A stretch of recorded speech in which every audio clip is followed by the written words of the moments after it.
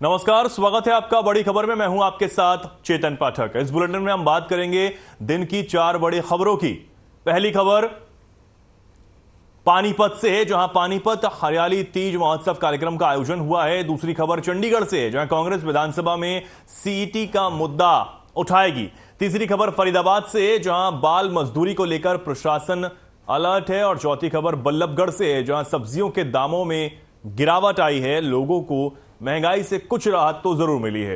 तो ये 4 तस्वीरें आपके सामने हैं, 4 बड़ी खबरें जिनके बारे में हम एक एक कर बात करने वाले हैं। पहली खबर, पहली तस्वीर में आप देख सकते हैं, हरियाली तीज महोत्सव में मुख्यमंत्री मनोहर लाल पहुंचे हैं। कार्यक्रम में पहुंचकर उन्होंने संबोधित भी किया है। दूसरी खबर, विधानसभा में सीईटी का मुद्दा विपक्ष उठाने वाला है और इसको लेकर भूपेंद्र सिंह हुड्डा ने ऐलान किया है। तैयारी जो है वो लगातार की जा रही है। तीसरी खबर की हम बात करेंगे, बाल मजदूरी को लेकर प्रशासन अलर्ट है।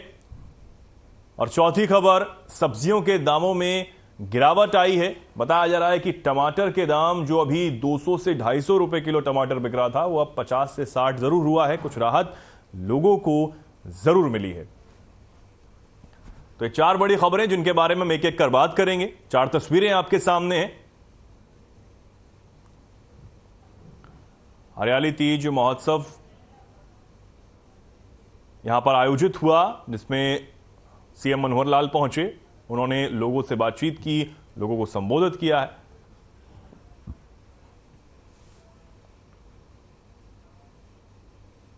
बात करते हैं पहली बड़ी खबर की।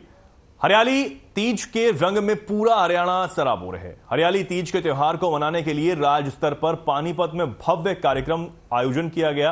कार्यक्रम में मुख्य अतिथि के तौर पर सीएम मनोहर लाल ने शिरकत की। इस दौरान सीएम मनोहर लाल ने कहा कि तीज से खुशी का उद्गार होता है।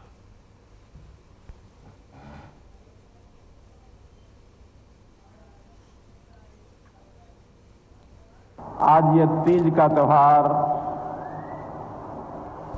तीज के इस त्योहार पर आपको बधाई देते हुए, शुभकामना देते हुए मैं आपसे प्रार्थना करता हूं कि आपका ये भाई सुदामा जो ये कोथली आपके लिए लेके आया है, आप इसको स्वीकार करें। ये मेरी प्रार्थना आपसे।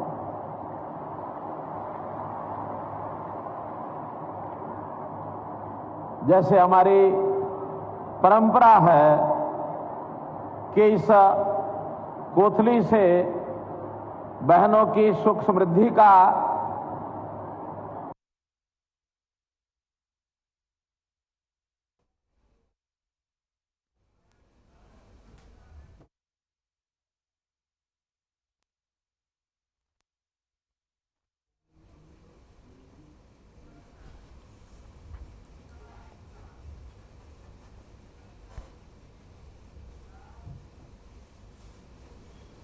बात करते हैं दूसरी बड़ी खबर की। खबर चंडीगढ़ से है, जहां सीईटी के मुद्दे को विधानसभा में कांग्रेस उठाने जा रही है, जिसका ऐलान भूपेंद्र सिंह हुड्डा ने किया है।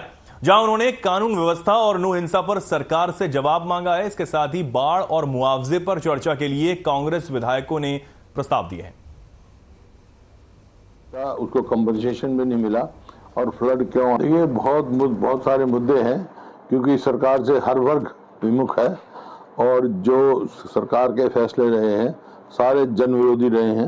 लेकिन मुख्य तौर पे जैसे फ्लड से जो नुकसान हुआ है प्रदेश का और किसान का, उसको कंपनसेशन भी नहीं मिला और फ्लड क्यों आया, इस बारे में भी एडजर्नमेंट मोशन हम लेके आएंगे। दूसरा, कानून व्यवस्था जो नू में हुआ, उसके बारे में हम एडजर्नमेंट मोशन लेके आएंगे, क्योंकि ये सरकार की कमी की वजह से ऐसा हुआ। अब इस बात की जांच की मांग रहे हैं हम, हाईकोर्ट का जज के द्वारा की जाए कि ये किसकी साजिश थी और क्यों साजिश थी, इस बात का पता किया जाए। इसी प्रकार से और बहुत सारे, जैसे सीईटी का मामला है या आयुष्मान का मामला है, इस प्रकार से बहुत सारे वो हैं, उनके लिए हम कॉलिंग अटेंशन भी लेके आएंगे। क्योंकि ये जो सीईटी के मामले में युवाओं के भविष्य के साथ जो खिलवाड़ करी है सरकार, और जेबीटी का मामला, उसको भी लेके आएंगे। जेबीटी तो बंद कर दी, मतलब सरकार ने तो बंद कर दी, प्राइवेट उनसे फीस ले रहे हैं बच्चों की, और 25 के बाद जेबीटी का कोई यूज नहीं रहेगा। इस प्रकार से युवाओं के भविष्य। और इस खबर पर ज्यादा जानकारी के लिए हमारे साथ हमारे संवाददाता ओपी शर्मा जुड़ गए हैं। ओपी शर्मा जी, विपक्ष ने तैयारी पूरी कर ली है। मॉनसून सत्र को लेकर बताया जा रहा है कि सरकार को कई सवालों के घेरे में वो फंसाने जा रहे हैं। सीटी का मुद्दा अब भी उठाएंगे, ये भी कहा जा रहा है। देखिए चेतन, अगर हम बात करें आम तौर के ऊपर तो अक्सर कोई भी विधानसभा का सत्र शुरू होता है तो विपक्ष के पास एक या दो मुद्दे ही जो है वो कहीं ना कहीं उनके पास होते हैं, जिनके दम पर वो सरकार को कहीं ना कहीं घेरने की जो है कोशिश करती है। चेतन, थोड़ा ऑडियो कंसोल जी ठीक करवा रहे हो ओपी शर्मा जी। तो अगर हम बात करें तो विधानसभा सत्र में अक्सर कुछ एक मुद्दे उनके पास होते हैं, लेकिन इस बार जो अगर हम बात करें तो विपक्ष के पास काफी मुद्दे हैं। सबसे बड़ा मुद्दा है जो हाल ही में नूह के अंदर जो घटना हुई थी, उसके बाद जो पिछले दिनों बाढ़ से जो व्यापक नुकसान पहुंचा है और अब तक जो है जो लोगों को उनके नुकसान की भरपाई नहीं, चाहे वो किसान हो, चाहे वो किसी का मकान टूटा या किसी के जानवर या जीव जंतुओं की मौत हुई, उसका मुआवजा भी अभी तक जो है वो नहीं बांटा गया। तीसरा जो सीईटी का एग्जाम था जिसके ऊपर हाईकोर्ट ने स्टे किया और उसके बाद जब अगले दिन वो परीक्षा होती है तो उसके अंदर 41 क्वेश्चन जो रिपीट है वो हो जाते हैं। तो ये कहीं ना कहीं जो सभी मुद्दे हैं वो कहीं ना कहीं पूरे हरियाणा की जनता को कहीं ना कहीं अफेक्ट करते हैं, क्योंकि अगर हम बाढ़ की बात माने तो 12 जिलों की सारी पॉपुलेशन जो जन आबादी थी वो कहीं ना कहीं प्रभावित हुई। सीईटी की बात करें तो करीबन 53 जो हजार बच्चे थे वो सीईटी के एग्जाम में बैठे थे, उनके ऊपर भी जो है वो परीक्षा दोबारा देने का खतरा मंडरा रहा है, क्योंकि सीईटी की जो ये परीक्षा में 41 क्वेश्चन रिपीट किए गए, मामला जो है हाईकोर्ट में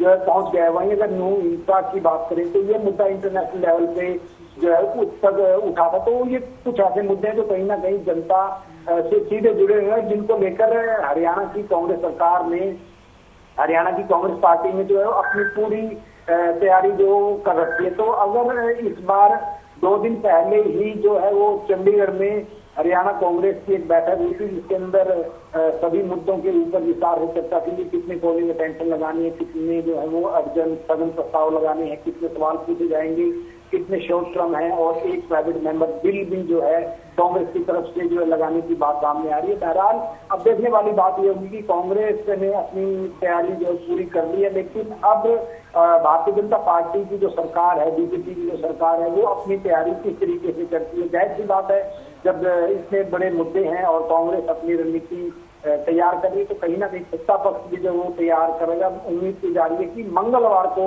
चंडीगढ़ में हरियाणा बीजेपी के विधायक दल की जो बैठक होगी, मुख्यमंत्री मनोहर लाल और प्रदेश अध्यक्ष ओम प्रकाश धनखड़ इसमें शिरकत करेंगे और अपने जो विपक्ष की तरफ से जो संभावित मुद्दे उठाने की जो बात सामने आ रही है उसको लेकर वो भी अपनी जो रणनीति तैयार करेंगे कि विपक्ष के सवालों के जवाब किस तरीके से जो है वो दिए जाए। जी बिल्कुल, विपक्ष लगातार ये कह रहा है कि हमने सवाल जो है वो तैयार कर लिए हैं, जो उनका मुद्दा है वो पूरी तरीके से सदन में उठाया जाएगा। लेकिन आपको क्या लगता है कि जिस तरीके से विपक्ष ने बाहर गठबंधन तैयार किया है इंडिया नाम से, उसका कोई फैक्टर हरियाणा में भी देखने को मिल सकता है? जो सत्र यहां पर शुरू होने वाला है, क्या उसमें जो विपक्ष है वो एकजुट दिखाई दे सकता है? जो अन्य पार्टियां हैं वो कांग्रेस का साथ दे सकती हैं या कांग्रेस बाकी अन्य पार्टियों का साथ दे सकती है सरकार को घेरने में?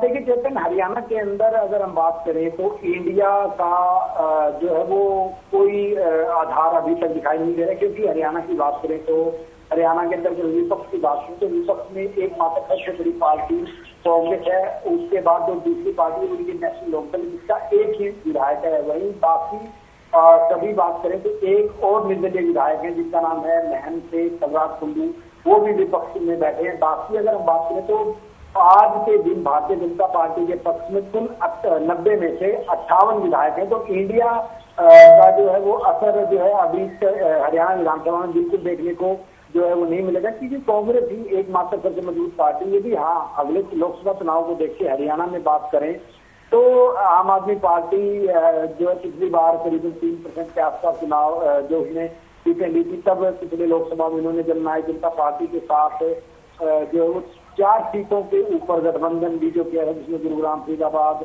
की जो उनकी सीटें थी। हालांकि उनका खाता जो नहीं खुल चुका था, लेकिन अगर इस बार की बात करें तो हरियाणा में कांग्रेस अपने आप में एक मजबूत पार्टी, जिस तरीके से पंजाब में कांग्रेस एक मजबूत है, भले आम आदमी पार्टी है, लेकिन आज भी सबसे विपक्षी पार्टी जो है कांग्रेस ही है।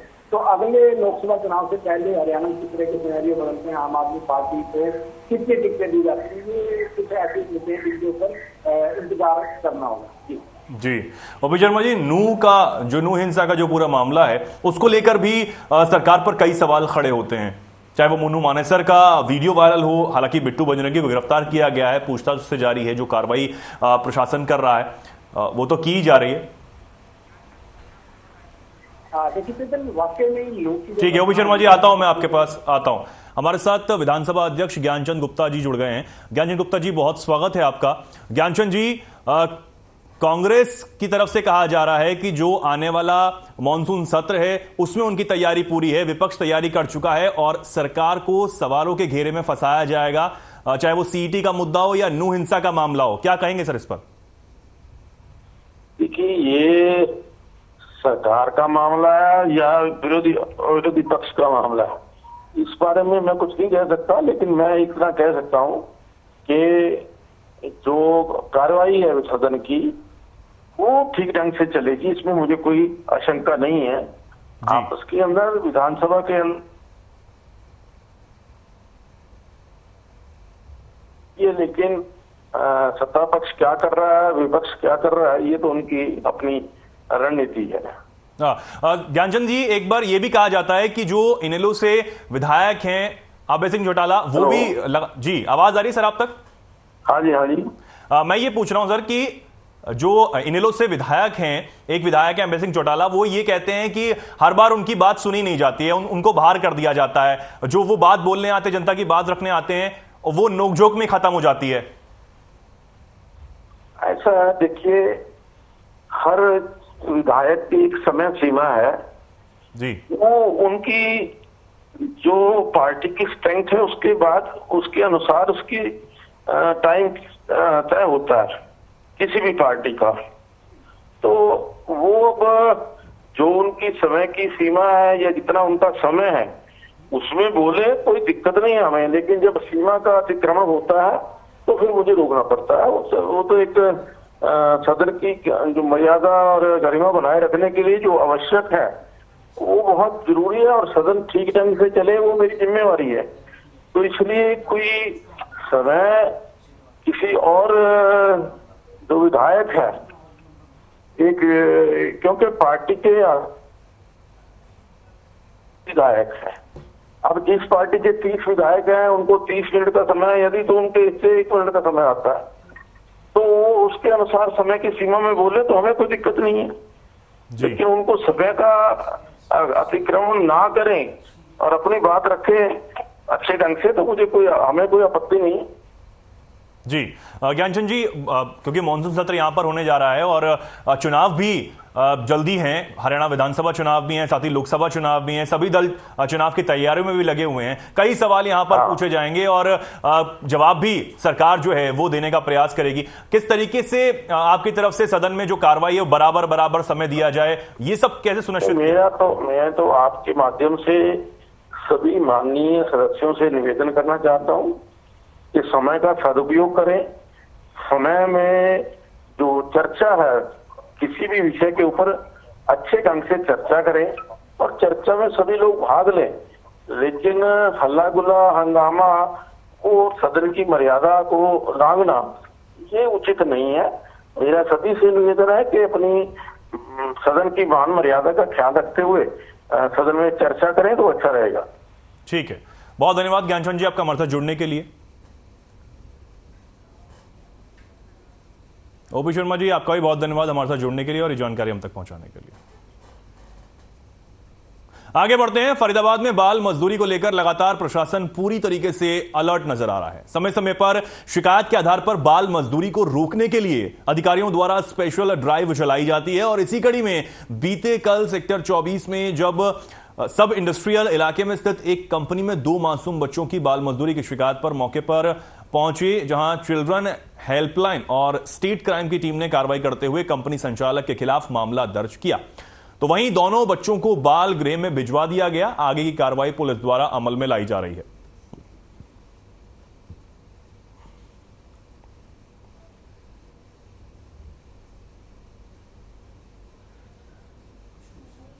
सूचना मिली थी कि एक कंपनी में बच्चों से काम कराया जा रहा है, तो उसमें एंटी ह्यूमन ट्रैफिकिंग यूनिट की टीम थी और अपना लेबर इंस्पेक्टर थे जो एरिया के, और चाइल्ड लाइन की टीम थी। सभी टीमों ने मिलकर 2 बच्चों को रेस्क्यू किया हम लोगों ने।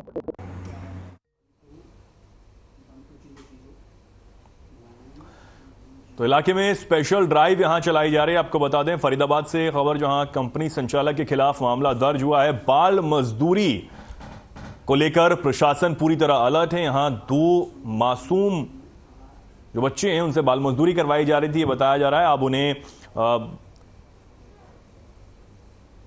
वहां से निकाल लिया गया है और कंपनी संचालक के खिलाफ भी मामला दर्ज हुआ है।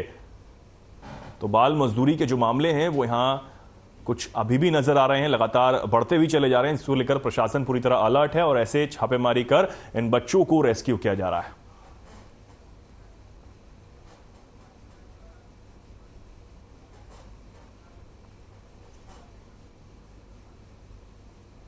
और इस खबर पर ज्यादा जानकारी के लिए हमारे साथ हमारे संवाददाता मोनू पांचाल लाइव जुड़ गए हैं।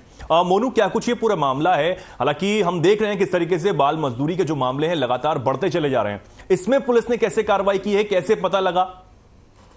चेतन, देखिए मैं बता दूं, फरीदाबाद में जो है, फरीदाबाद एक इंडस्ट्रीज हब है और यहाँ पर जगह जगह ढाबों की बात की जाए, चाहे इंडस्ट्री की बात की जाए, वर्कशॉपों की बात की जाए, तो इस तरीके के यहाँ पर जो है फरीदाबाद को हब माना जाता है। लेकिन जिस तरीके से अब जो है चाइल्ड लाइन हेल्पलाइन जो टीम है और स्टेट क्राइम की जो टीम है वो बिल्कुल अब निगाहें बनाए हुए फरीदाबाद में, किसी तरीके से यहाँ पर माल जो है बाल मजदूरी यहाँ पर नहीं होने दी जाएगी। तो इसको लेकर के जगह जगह जो है यहाँ पर छापेमारी की जा रही है। लेकिन इसके चलते ही जो आज जो है चाइल्ड लाइन जो हेल्पलाइन है और उसके साथ स्टेट क्राइम टीम को जो है सूचना मिली थी कि मुजेसर फाटक के पास एक वर्कशॉप पर वहां पर बाल मजदूरी बच्चे करते हुए दिखाई दे रहे हैं। तो उसके चलते जब वहां पर छापा मारा गया तो 2 बच्चे मासूम दो बच्चे थे जो मासूम वहां पर काम कर रहे थे, तो उनको जो वहां से रेस्क्यू कर लिया गया और उसके साथ साथ कंपनी के खिलाफ जो है कानूनी कार्रवाई करते हुए उनके जो है जुर्माना, उसके साथ साथ जो कानूनी कार्रवाई बनती है उसके जो है कंपनी के खिलाफ कार्रवाई करते हुए बच्चों को बाल सुधार केंद्र फरीदाबाद में छोड़ा गया है। तो इस तरीके से बात की जाए फरीदाबाद में, तो फरीदाबाद में साफ तौर से जो स्टेट क्राइम और जो चाइल्ड हेल्पलाइन जो है वो लगातार जो है यहाँ पर चेताती हुई नजर आ रही है। चाहे वो वर्कशॉप हो, कंपनी हो, ढाबे हो, सभी तरीके से वो जो है यहाँ पर चेताती हुई नजर आ रही है कि किसी तरीके की जो बाल मजदूरी है वो यहाँ पर किसी तरीके से नहीं बर्दाश्त की जाएगी। अगर किसी तरीके से भी बाल मजदूरी करता हुआ कोई बच्चा दिखाई दिया तो उसके खिलाफ कानूनी कार्रवाई की जाएगी, जुर्माना लगाया जाएगा और जेल की हवा भी खानी पड़ सकती है। तो इस तरीके के यहाँ पर लगातार चेतावनी यहाँ पर दी जा रही है। जी, आप बता रहे हैं कि इस तरीके से जो प्रशासन है वो ड्राइव चला रहा है, ऐसे कंपनियों में जाकर, ढाबों में जाकर लगातार चेक कर रहा है कि कोई जो बाल मजदूरी यहां पर नहीं करवाई जा रही हो। लेकिन फिर भी ये मामले बढ़ते तो चले जा रहे हैं मोनू, क्योंकि अब ये गंभीर विषय है। बच्चों से जिस उम्र में उनको खेलना चाहिए, जिस उम्र में उनको पढ़ना चाहिए, उनसे जबरन काम करवाया जा रहा है। हालांकि अब जो आप बता रहे हैं बच्चों को रेस्क्यू किया गया, उनको कहां पर रखा गया है? चेतन, मैं बता दूं, बच्चों को जो है फरीदाबाद का एक बाल सुधार केंद्र है, वहां पर उन बच्चों को रखा गया है। और उसके साथ साथ मैं चित्र बता दूं कि जो हरियाणा सरकार है वो लगातार जो है जो अपनी विज्ञापन के जरिए और लगातार अपनी जो है संदेश जो है लोगों तक पहुंचा रही है कि किसी तरीके की कोई बच्चों से बाल मजदूरी ना कराई जाए, बच्चों को स्कूल पढ़ाया जाए, उनको शिक्षा ग्रहण करनी दी जाए। तो इस तरीके से लेकर के सरकार भी इस मुहिम को बढ़ाने का काम कर रही है। लेकिन लगातार जिस तरीके से जो मामले हैं वहां उसी तर्ज पर देखते हुए स्टेट क्राइम और जो चाइल्ड हेल्पलाइन है वो भी लगातार इन जगहों पर जो है छापे मारती हुई नजर आ रही है। तो कहीं ना कहीं जिस तरीके से बाल मजदूरी करते हुए बच्चे जहां पर दिखाई दे रहे हैं या कहीं शिकायत, तो वहां पर इन लोगों को मिलके तो वहां पर जाकर के छापे मारते और उन बच्चों को रेस्क्यू करके जो है बाल जो गृह है वहां पर उनको छोड़ा जाता है और उसके साथ साथ उनके माँ बापों को भी वहां पर बुलाया जाता है और उनके बच्चों के माँ बापों को भी समझाया जाता है कि इन बच्चों से बाल मजदूरी ना कराएं, इन बच्चों को स्कूल भेजें, इन बच्चों को स्कूल पढ़ाएं। तो इस तरीके के यहाँ पर संदेश देते हुए भी नजर आ रहे हैं। और साथ साथ मैं आपको बता दूं कि जहां पर बाल मजदूरी करते हुए बच्चे दिखाई देते हैं तो वहां पर जाकर के छापा मारते और बच्चों को रेस्क्यू करते और उसके साथ साथ कंपनी पर भी जुर्माना लगाने का और अधिक कानूनी कार्रवाई करने का काम यहाँ पर करती है। और उसके साथ ही जो चाइल्ड लाइन हेल्पलाइन जो है और उसके साथ साथ स्टेट जो क्राइम है ये भी लगातार यहाँ पर चेताती हुई कंपनी और वर्कशॉप और ढाबों को यहाँ पर मालिकों को यहाँ पर चेताती हुई नजर आ रही है कि किसी तरीके से कोई भी छोटे बच्चों पर बाल मजदूरी मजदूरी यहाँ पर ना करवाए। अगर किसी ने इस तरीके की जो बच्चों से बाल मजदूरी कराई तो उनको जो है यहाँ पर जुर्माना लगाया जाएगा, उनको जेल की हवा खिलानी पड़ सकती है। और तो इस तरीके से तमाम यहाँ पर बातें सामने आ रही है। जी चेतन। मोनू, क्या इस ऐसी कार्रवाई में और ऐसे मामले में जो कंपनी है उसका लाइसेंस भी निरस्त किया जा सकता है? जी बिल्कुल, यहाँ पर जिस तरीके से जो लगातार जिस तरीके से रेस्क्यू यहाँ पर किया जा रहा है, जो मुहिम जो यहाँ पर चलाई जा रही है, तो उसके साथ साथ यहाँ पर जो है जो वर्कशॉप है या कंपनी है उस तरीके से तो यहाँ पर उनके लाइसेंस को लेकर के भी मुद्दा यहाँ पर उठाया जाता है। उस कोर्ट में कानूनी कार्रवाई करते हुए उनके लाइसेंस को भी जो है रद्द करने की अपील यहाँ पर की जाती है। तो लगातार इस तरीके से चेतन कंपनी के मालिक के साथ साथ कानूनी कार्रवाई करने के साथ साथ कंपनी या वर्कशॉप या कोई ढाबा है उसके खिलाफ भी जो है कानूनी कार्रवाई करने की बात यहाँ पर कहती है, नजर आ रही है। जी मोनू, अभी और इससे पहले भी कोई कार्रवाई क्या हुई है और इसके बाद जो आसपास के इलाके हैं क्या उनमें कुछ पता लग पाया हो, कोई और शिकायत मिली हो टीम को? चेतन देखिए, जिस तरीके से फरीदाबाद में लगातार इस तरीके के रेस्क्यू चलते रहते हैं और उनकी जो मैं बता दूं कि अभी कुछ टाइम पहले जिस तरीके से हरियाणा सरकार जो लोगों को जो बच्चों को जो शिक्षा ग्रहण कराने की बात कहती है, तो वहीं का उसकी मुहिम को चलते देखते हुए कहीं ना कहीं लगातार इस तरीके के छापे जो स्टेट जो क्राइम है वो लगातार छापे मारती रहती है। तो इसी के चलते सबसे ज्यादा जो अधिक मामले आते हैं वो सबसे ज्यादा फरीदाबाद के संजय कॉलोनी यानी कि जो सरूरपुर इलाका है, वहां पर जो है इंडस्ट्रीज हब है, एक छोटा हब बना हुआ है फरीदाबाद के अंदर। तो वहां पे सबसे ज्यादा जो बाल मजदूरी है वो वहां पर कराई जाती है, लेकिन जो समय समय पर वहां पर जो है छापे मारे जाते हैं। जी ठीक है मोनू, लौटता हूं आपके पास, बने रहिए आप हमारे साथ। आगे बढ़ते हैं अगली खबर की ओर। बल्लभगढ़ की सब्जी मंडी में सब्जियों के दामों में गिरावट आने से लोगों को कुछ राहत जरूर मिली है। अब ज्यादा 20 से 30 तक गिरावट सब्जियों में भावों में आई है, जिससे कि लोगों की रसोई पर काफी बजट बिगड़ गया। इसी को लेकर जब हमारी टीम ने दुकानदार से बातचीत की तो उन्होंने बताया कि सब्जियों के भावों में गिरावट होने से लोग सब्जियां भी खरीद रहे हैं। पिछले कुछ दिनों की बात की जाए तो सब्जियों के दाम काफी आसमान छू रहे थे, जिससे कि लोगों ने सब्जियां खरीदनी बंद कर दी थी। लेकिन अब जब से इन सब्जियों के दामों में गिरावट आई है तब से लोग यहां पहुंच रहे हैं, सब्जियां भी खरीद रहे हैं।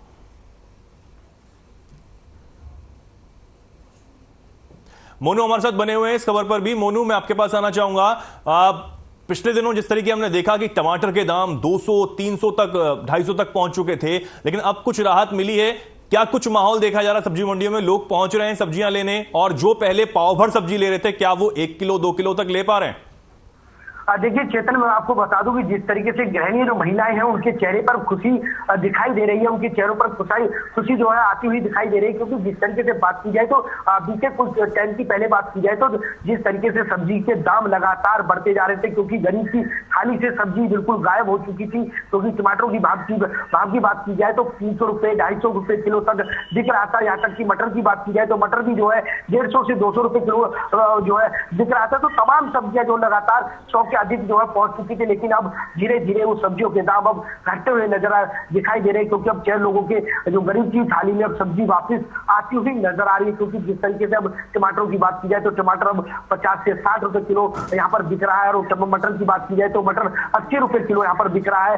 और तोरई की बात की जाए तो तोरई 20 रुपए की यहाँ पर जो है बिक रही है। तो इस तरीके की तमाम जो सब्जी है अब उन सब्जियों के रेट कम होते हुए यहाँ पर दिखाई दे रहे हैं। और लोग जहाँ पर लोग जो है टमाटर यानी कि एक पाव टमाटर से काम चलाते थे, तो लेकिन अब जो टमाटर के जो जिस तरीके से जो दाम वो कम हुए, तो अब टमाटर के जो लगातार जो ग्राहक है वो बढ़ते जा रहे हैं। क्योंकि अब टमाटर जो है 1 किलो खरीद रहे हैं, कोई 2 किलो खरीद रहा है। तो इस तरीके से अब मंडियों में इस तरीके की ग्राहक देखे जा सकते हैं। तो कहीं ना कहीं जिस तरीके से टमाटर के दाम जब पिछले दिनों बढ़े हुए थे तो कई लोग टमाटर के लिए बिल्कुल एक सब्जी का जो तड़का होता है वो मिजाज कहीं ना कहीं लोगों का बिगड़ा हुआ था, लेकिन अब वो मिजाज अब वापस होता हुआ नजर आ रहा है। क्योंकि सब्जियों के दाम अब घटते हुए नजर आ रहे हैं। जी चेतन। ठीक है मोनू, बहुत धन्यवाद। आज जब घर जाएं तो आप भी सब्जी लेके जरूर जाएं। बहुत धन्यवाद आपका हमारे साथ जुड़ने के लिए। तो फिलहाल इन खबरों में इतना ही। नमस्कार।